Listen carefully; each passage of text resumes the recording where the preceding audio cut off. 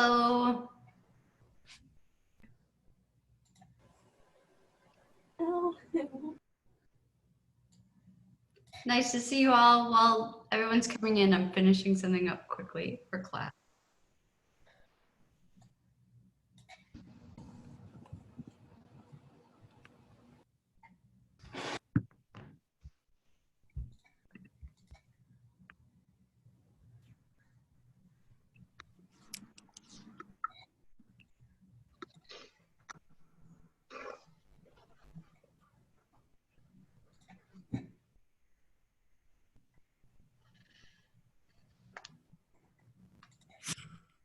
Hello, hello. I hope you had a good weekend, that you are all healthy and well. Today, we're going to focus on the Nazca, which I'm excited to get into. You know that from the reading, podcast, and all of that that you did hopefully over the weekend or before. Before we get into it, any questions about how the class is running, anything like that? We're going to spend time at the end focusing on the details of your final project. So let's save those questions for later, but if you have anything else, this is a good time to bring them up.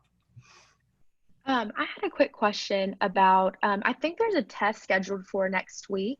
Correct. Is that correct? Yes. Okay. Can you just go over like kind of what you think we need to be studying for that? And is it just kind of based on the notes that we've been taking and the class discussions, and will it be over Zoom, or, you know, how will it go? Right. So for the most part, the test will be probably 50% multiple choice, true, false questions. I'm never going to ask you to identify the artist of a particular piece. You'll want to know like the people that were behind a certain type of work. But I'm also not going to ask you to tell me, I'm not going to put a picture up there and say, what is this site and what is the year for this? I'm just not interested in you memorizing those details. What I really want you to come out with is more of an understanding about how this work of art or this particular architectural site spoke to what's happening in the culture. So if you go back through the slides that we've done so far, first I should say up front that probably 90 to 95% of what will be on these tests is coming directly from our lectures. So your lecture notes will be really important. There will be some small percentage of things that are coming from those podcasts and videos, et cetera, that I had to listen to, but it will be digested through the way we've talked about them in class. So, so about 50% true, false, multiple choice, matching, things like that, like pretty straightforward. And then the other 50% will be short essays.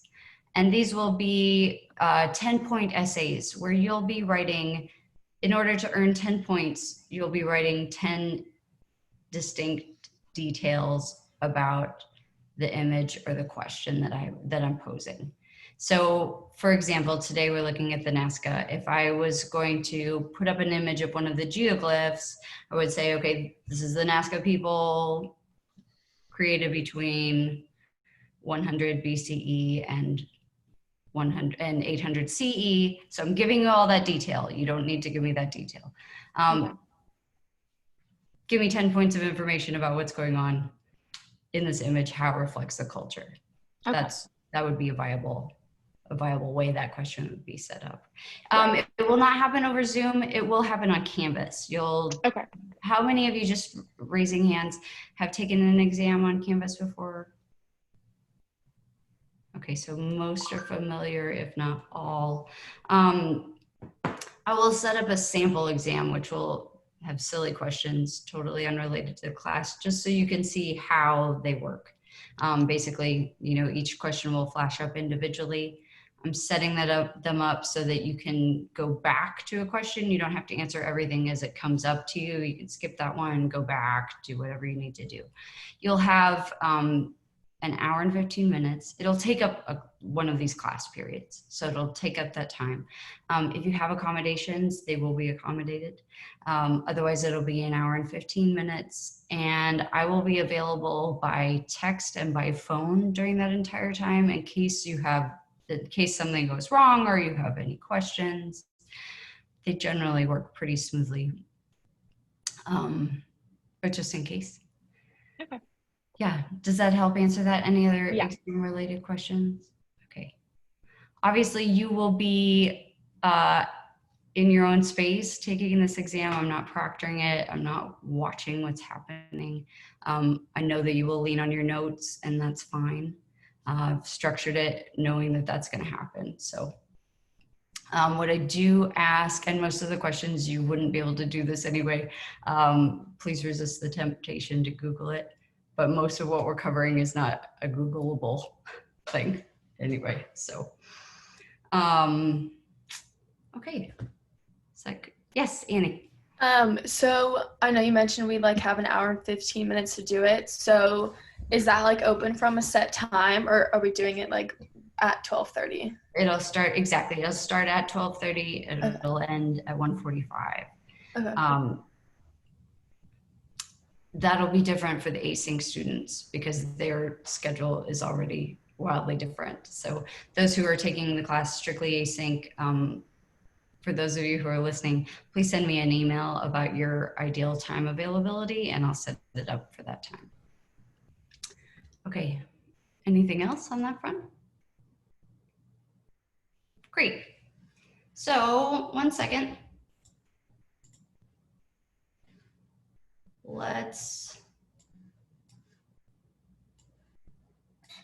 All right.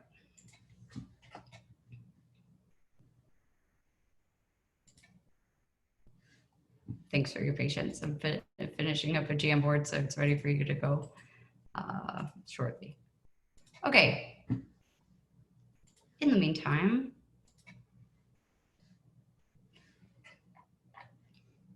I'm going to share my screen and we'll get started with the Nazca. Okay.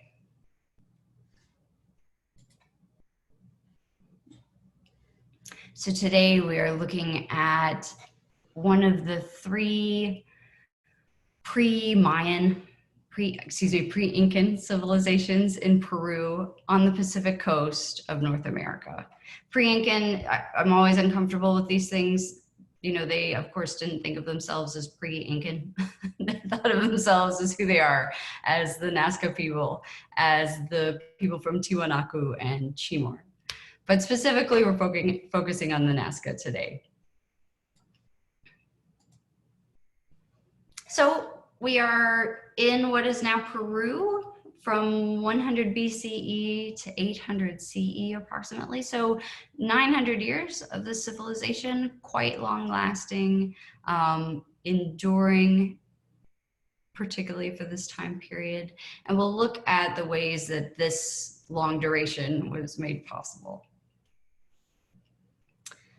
These are our sites and objectives for the day. We'll be looking at an agricultural solution called Puquillos. We will be looking at a ceremonial center called Cahuachi. And we'll be looking at the Nazca lines on the Pampas. In that regard, we'll look at geoglyphs and Nazca pottery. The tools we're using today are visual analysis, as well as historical and cultural analysis. Okay, so here's where we are. In this time period, in the time of the Nazca, there were also the Mochi people, the Tiwanaku civilization, side by side in a way. It's quite a distance to travel, but there is evidence of robust trade between these three civilizations. We also, as with the cultures we studied last week, these civilizations are not born of war, which is again very unique in the globe. Most of the time, empires become what they are by conquering and expanding through brute force. It's not the case with the Nazca, and we have lots of evidence that they also were aided in their trading by the fact that they were a peaceful people. Okay, this is the terrain where we are. You can see it's mountainous on the right, and we're in a large expanse of plains. So here from the plains, again, just another view of this region. So as mentioned, the Nazca flourished between 100 BCE and 800 CE. And they were in this absolutely arid part of what is now Peru. They're in between the river valleys of the Rio Grande and also the Ica Valley. The Nazca emerged out of a preceding culture, which is called the Paracas culture. And the importance of this is that we see a lot of carryover in the types of pottery in particular that show up with the Nazca. As mentioned, extremely peaceful. They're called a cult, but not in the way we think about a modern cult, just a civilization based on strong ritualized religious beliefs. So the cult idea doesn't align with what you would think of it now. And they're extremely complex. Their social and economic hierarchies were very elaborate. They did change over time based on the conditions, based on climate, based on leadership. Sometimes small groups of the Nazca would unite together under one particular priest, and sometimes that would dissipate and they divide up into smaller groups and smaller entities. Okay, so part of the way that a civilization survives, right, is through access to water. And from everything you read, heard, etc., this area, which is called the Pampas, which often just is a region of countryside. You have the Pampas in Argentina, you have the Pampas in Peru. It's just like maybe the grain belt in the United States. With the exception that these Pampas are excessively dry. They would get maybe an inch of rain per year. So obviously agriculture, animal husbandry, all of these, even life itself, right, is dependent on water. So the Nazca came up with this really ingenious solution to accessing groundwater. You can see them here on the left. They're called puquillos.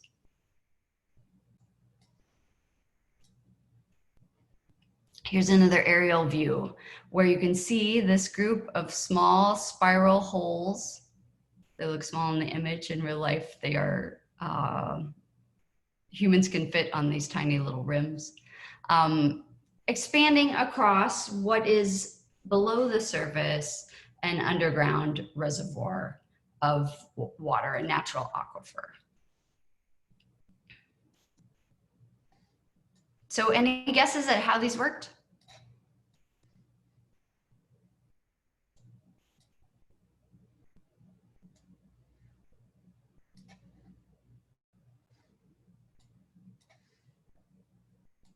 Let's see, Lily, Izzy, or Howard? I've seen similar structure in the what's it called, the desert, the African deserts. So they drill like this well very deep, and if the well happened to map one of the the underground stream, then the water will come up. And once they find one spot, it's kind of like the battleship game. Once you find one spot, then you know like there's like an entire line of stream underground, and you can start planning out the line of the wells. Yeah, excellent, excellent. And the battleship visual is really great because of course you have those holes that the ships plug into. So you can see these on the ground as well. Yeah, so tapping for groundwater, finding these underground aquifers, and then setting up a series of spiral wells to not only access them, but what the Nazca did was use these spirals, of course, as a way to access the groundwater. Each spiral is basically a walking path where you go from those low levels up to the ground plane. It also cooled the area, of course, by having this water exposed to the upper levels. And as we'll see in this video, the Nazca used these puquillos as a way to also keep the aquifer clean. So they went in and lined the aquifer with stones, as we'll see in detail, so that it was almost like a underground plumbing route, stone lined, well cleaned, and there were designated peoples amongst the group whose job it was to go down and make sure the algae and moss that would grow up on those rocks was removed in order to keep that water source fresh and potable. So very elaborate, but of course, an ingenious way of tapping into a very necessary life resource. Okay, so here's a little video on that.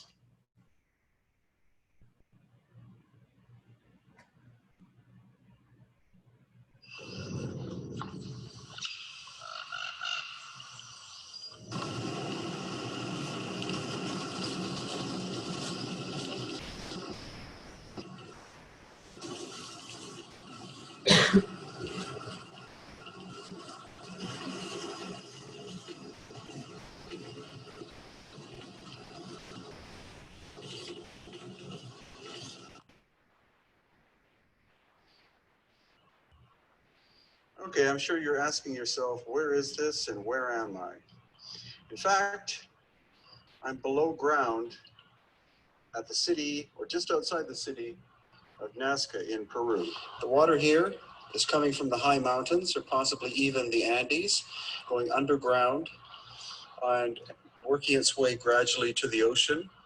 But at this point, it's been accessed, or was accessed by the Nazca people more than 1,500 years ago.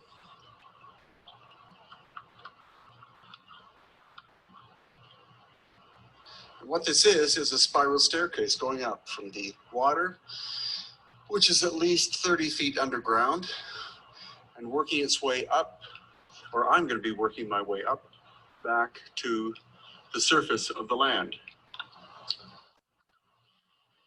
Nazca is an incredibly dry area, and so the majority of the water does, and basically always has, traveled underground from the mountains to the sea. What this amazing Puccio system does is it allowed the ancient Nazca people to access this underground water, which not only is clean because it's moving through sand, but it's also still cool as compared to the ambient temperature of the air here. And so by being able to access this water, and by using these Puccios, actually, they were able to clean this system. If there was any debris traveling through the underground system, these Puccios would be access points whereby they could take any debris out as it was passing by. It also allowed them to be able to access the sweet, cool water and use it in this environment, which is quite harsh. And in some cases, if you look at the distant mountains, absolutely nothing grows there whatsoever. It's so dry, possibly an inch of rain per year. So, just an example of ancient indigenous genius at work 2,000 years ago and still functioning to this very day. Now, not that many people visit this area. So almost everyone. We've watched him walk that dizzying spiral. Why did they design it that way? What is the point of the spiral? What does it gain for the people? When they could have put a ladder or something instead.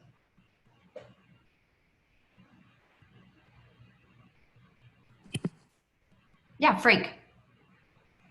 I just think for like a practical use, it's easier to carry water up and down like on a spiral rather than climbing a ladder. Yeah, totally. If you have this absolutely precious resource below, you're not going to want to spill it as you're going up and down. It just is ergonomically a better choice to spiral slowly as you come up to the ground plane. Great. So what's the other correlation here? If there's such a scarcity of water, from what we've seen from other cultures of this time period, can you imagine what's going to develop around that water? Culturally. People might struggle to control it. They might struggle to control it, absolutely. Anything else? Could they like see it for like a religious purpose because it's so like it's not very abundant and they're like getting it now and there's just no rain, so they kind of like worship it in a way? Yeah, absolutely. So these two levels of things, right? We have this incredible mechanism of human engineering. We think about people 2,000 years ago as just being subject to the elements, you know, that if it rains, they're going to get drenched. If it's dry, they're going to move on to a more humid or watered region. But no, this is a case where the Nazca really manipulated and engineered a system in order to be able to stay in this region. And then on top of that, as mentioned, because of that scarcity, their prayer structures, their ritual structures, their ceremonial structures are going to function around the desire for water, the praise to the gods for water and its continuance. So it's important to keep in mind. That need for water is also tied to fundamental basics. It's redundant, but basics for a culture, right? You have fertility tied to water, both on a plant source or on a plant basis, and then of course animal and human animal basis. And much of what we're going to see in what's known about the Nazca comes from that orientation, or is thought to come from that orientation. Good, so just a detailed image of how these work. Simple once it's done, but well thought and well engineered. Okay, let's move on to Cahuachi. This region, this ceremonial center, functioned between 1 and 500 CE.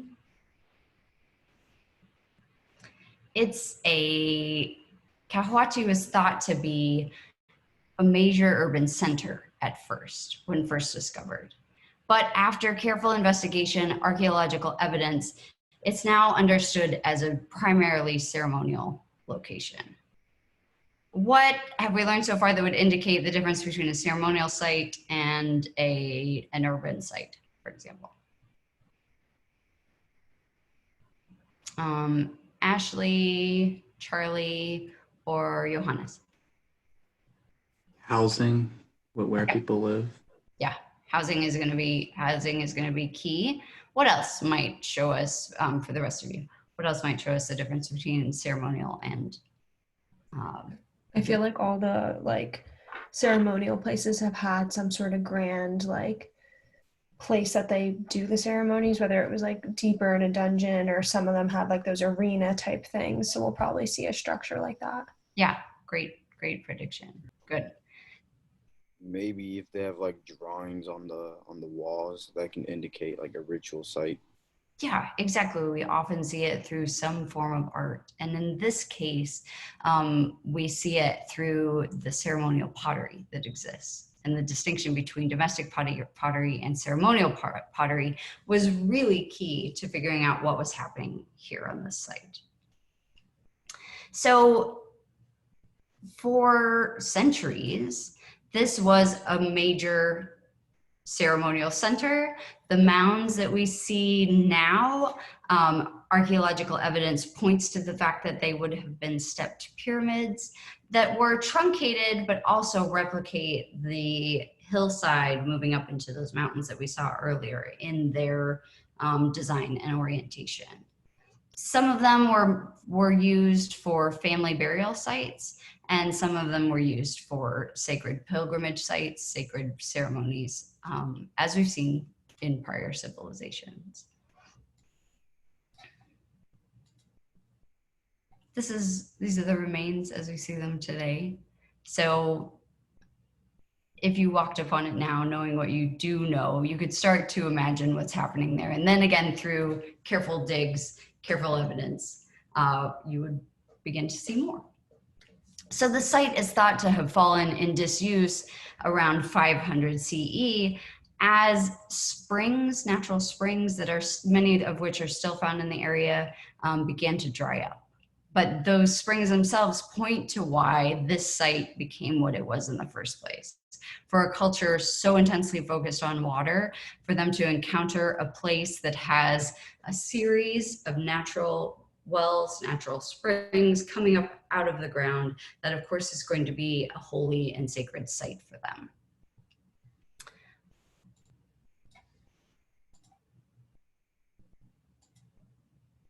All right, now let's get to what the region is known for.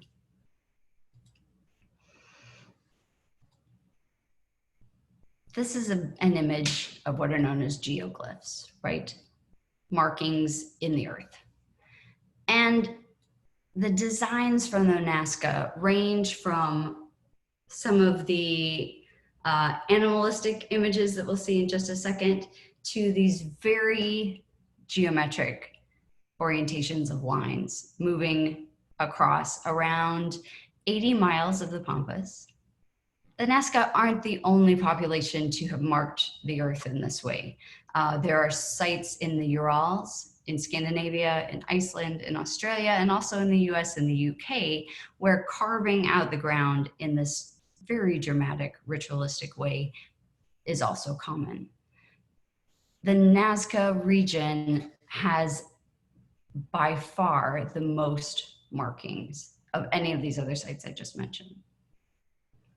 Okay, good. So what are you seeing here? What shows up in some of these more unusual markings? Gabby, Alex, or Bridget? To me, they look like animals. Like the one in like the bottom left looks like kind of like a bird. Yeah. Yeah, absolutely. Very animalistic renderings. What else can we see in them? Because animals can be drawn in many ways. It looks like they all have like large hands. Like even the bird in the bottom left, I don't know what, but the top left looks like they have, I don't know what animal that is, but like huge hands, and in the middle bottom too. Yeah, yeah, this guy. Mm-hmm. What is this image? Can you guess? A monkey, maybe? Yeah, exactly. So different representations of different key animals that we see also replicated in the Nazca pottery. I'll show you that in a minute. But these unbelievable images just scraped, marched out on this plateau on the Pampas. We also have a humanoid image up here. But just spectacular, you know, crazy. The spider is a major site. Lots of tourists are drawn to this. So let's just take a second and look at it in detail. What are the features of this particular geoglyph?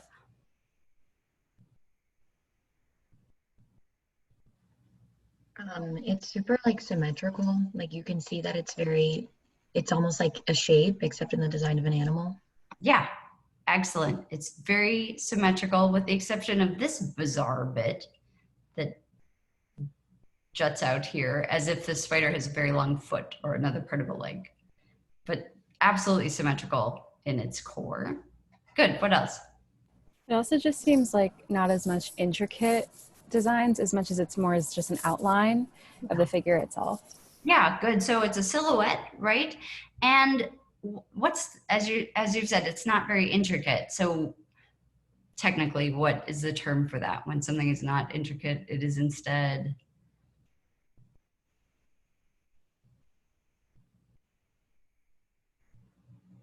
Anybody? It's more abstract, right? It's a image of a spider, but it has been simplified. It has been moved into more of a geometric relationship. So that's an abstract. Most of these are more abstract. And they're yeah. Can I ask a question? Yeah, absolutely. So from the video, it talks about like how you can only appreciate these sculptures from like a very high altitude. So I'm just wondering how when they were first built, how do they make sure they are symmetric? Like what kind of measurement tools or any toolings they have to ensure everything's in the right place? that's what's crazy about these. We know how they were made physically, like how the marks happened in the earth, but we don't have an understanding of where this overview took place from. The mountains are too far away for someone to be standing up there and yelling down like, okay, now turn right. Okay, now curve to the left. You know, that wasn't possible. We don't have any archaeological evidence of viewing towers either, where one could build up quite high. It doesn't mean they didn't exist, but we haven't found archaeological evidence of them yet. So that is really the mystery, and I don't have an answer to that because it's still unknown how they were able to project this image onto the earth through their, just through vision. Who was seeing this? Who could watch this happen? But they are done in very precise ways. So there was a measuring system. And if you were going to speculate on how that was done, what would you say? What are the possibilities? I'd say they have like a meter tape thing. Could be that. Yeah, good. What else?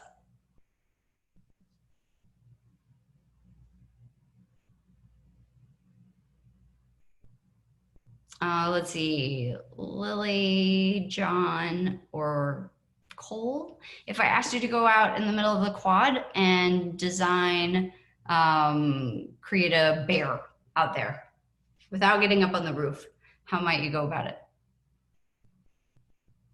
Yeah. How big were these things? Some of them are over 80 meters. Some of them are over 300 meters. The spider that we're looking at right now is 300 yards. Let me simplify that from end to end. Yeah, so 3 times a football field. How would you do that? I think one way you could start about going to make these would be to like place things on the ground maybe, or yeah, just mark certain positions so you can end up getting them like that. But even still, it's just with how vast it is and how large the scope is, it's still amazing to me that that they're this detailed and accurate. Yeah, absolutely. So there could have been some sort of rope measuring system. There could have been a way of lining up tree branches and tree parts, where you could watch the shadows, see how far they fall, and calculate. No matter what, we know that it took, many of them took over 100 years to create in themselves. It's a long, careful process. Someone absolutely paying attention at each step, but it's still a mystery on how it was made. I just had a question about like the purpose of them. Like, I know that there wasn't any technology obviously at that time for them to see it from such like a high perspective. So what was like their purpose for doing it? Was it just to like span like a huge amount of land, or like? Yeah, this is an excellent question. Would anyone like to try to answer that? I remember the film we watched mentioned something about religious, like they are trying to communicate to the God, which is believed to live in the sky or something. Yep, absolutely. They are trying to communicate. There are many theories. Again, we don't have any documentation, so we don't know exactly why, but theories that they are trying to communicate to something larger, right? So they're doing it on this scale. What's another reason a civilization might undertake a project like this? To display its economic power and its mighty. Yeah, absolutely. It shows some sort of power over the people. Let's see, Colleen, Cecile, or yes. Tell me what you've got. Couldn't it be like message, like I think I read something, it was like messaging to people, like it would show like where a spring was or something, like people coming by or something like that? Yes, there's also an idea. Let's keep moving through these images where you'll see this in more detail. There have also been speculations that it was done to either highlight water sources, to correlate with something that's happening with the stars.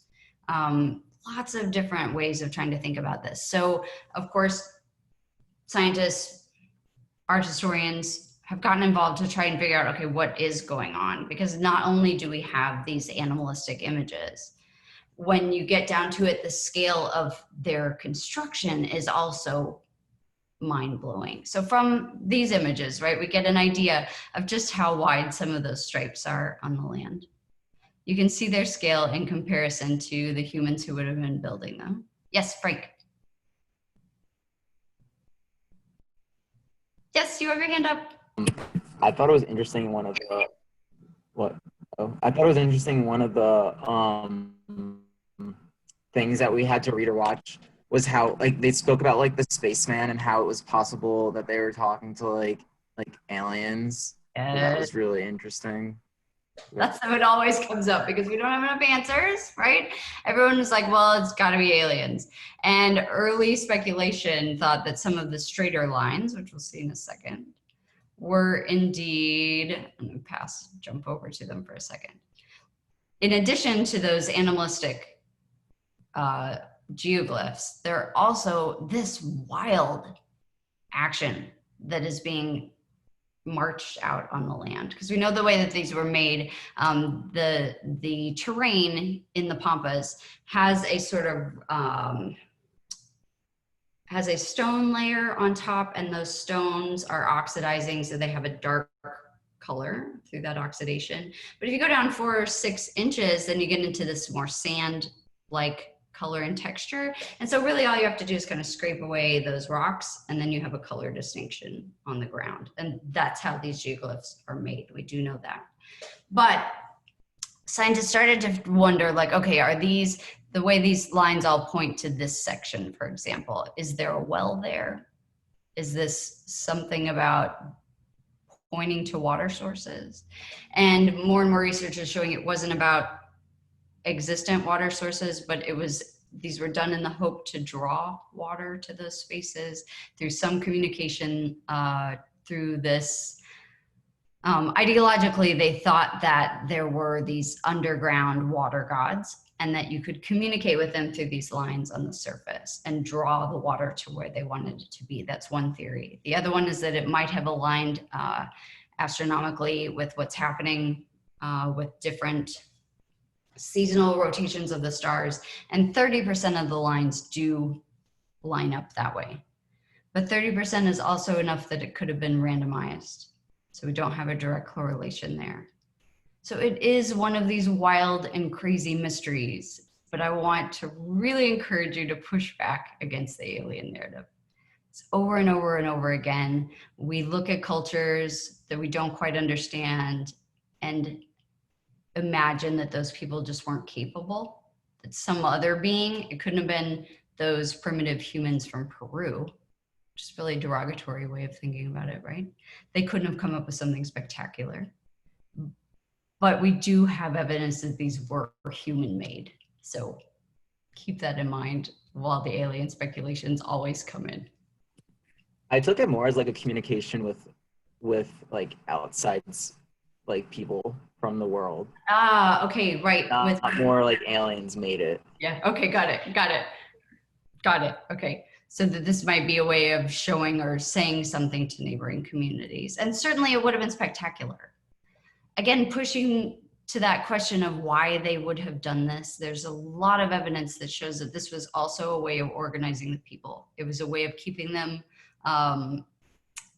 busy, keeping a large community of people all focused on a similar project to form civilizational unity. That's one of the primary things that comes out here.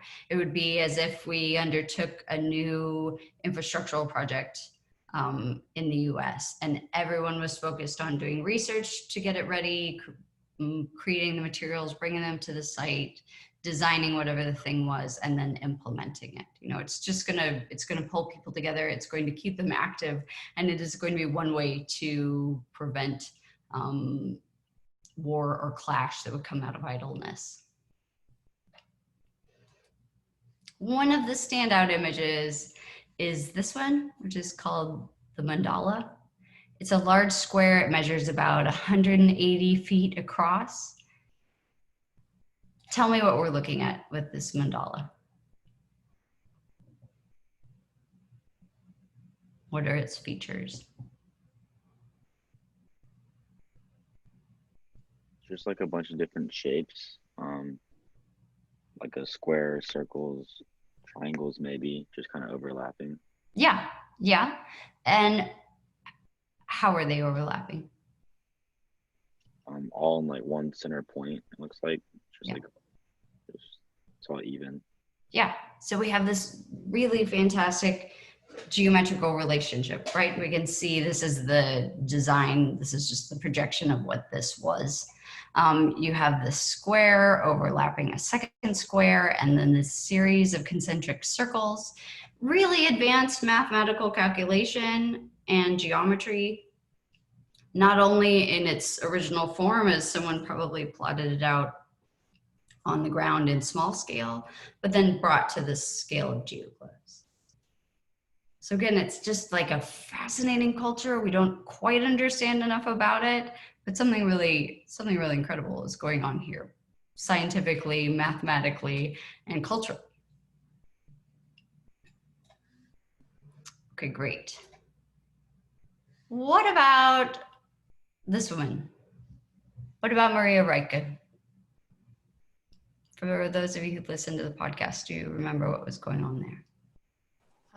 I remember reading something about how she dedicated her life to trying to preserve the Nazca lines and how she lived near them. Yeah, absolutely. She absolutely devoted herself. She lived nearby.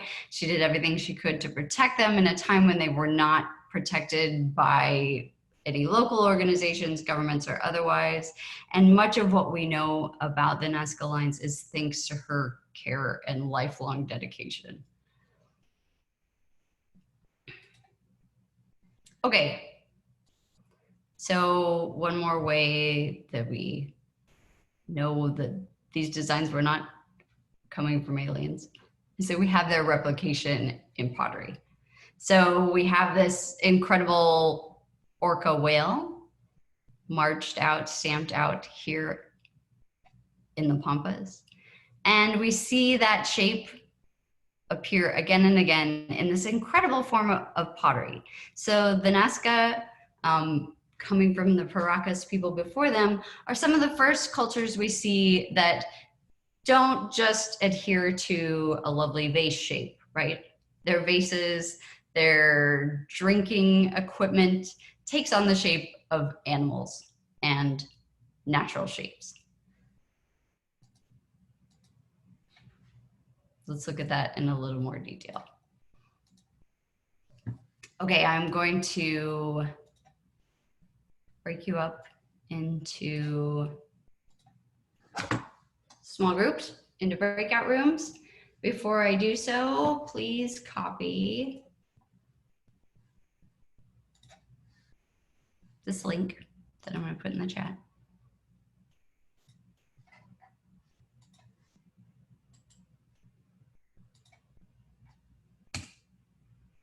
Okay, please open that link before I send you into breakout rooms.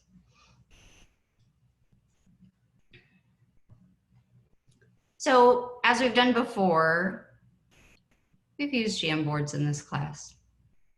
Yes, okay, good. So it says access denied. Okay. Thank you for that.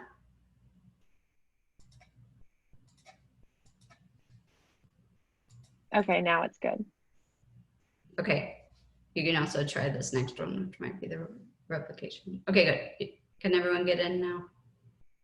Okay, good.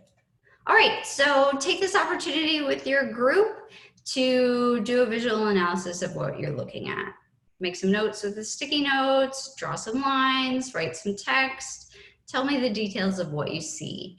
I'm going to give you about 10 minutes to do that work. So if you think you're done in 5, keep looking and push it even further. And then we'll meet back together shortly.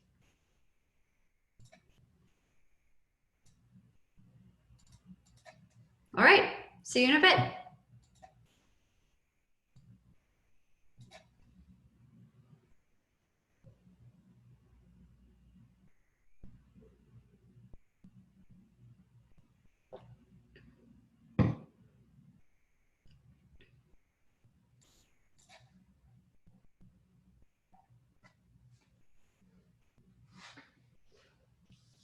Okay, for those of you who are doing this work asynchronously, I will post the link into announcements so you have it available to go in and do a few annotations on the images that will pop up there. You're welcome to join into any one of the 1 through 4 images that will pop up. I will replicate them on pages 5 and 6 if you would like to have your own space to do this as an async group as well.